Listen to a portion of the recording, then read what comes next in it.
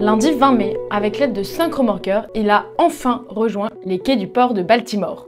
Cela faisait 55 jours qu'il était empêtré dans les débris du pont de la ville du Maryland. Je parle bien sûr du porte-conteneur Dali qui s'est encastré le 26 mars suite à une défaillance électrique dans un pont à l'entrée du port de Baltimore. Très vite, les images de l'accident ont inondé les réseaux sociaux, mais aujourd'hui nous parlons conséquences et assurances. Pour résumer, en termes de conséquences, il y a d'abord la mort de 6 ouvriers qui travaillaient sur le pont.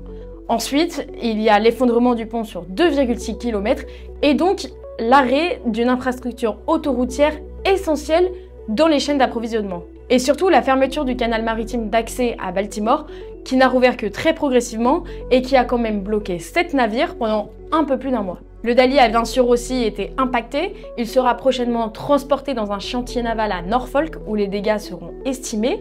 Enfin, il y a des conteneurs endommagés et reste à voir l'état des marchandises à l'intérieur. Donc vous l'avez compris, en somme, ça fait beaucoup de dégâts. Mais alors, qui va payer pour tout ça?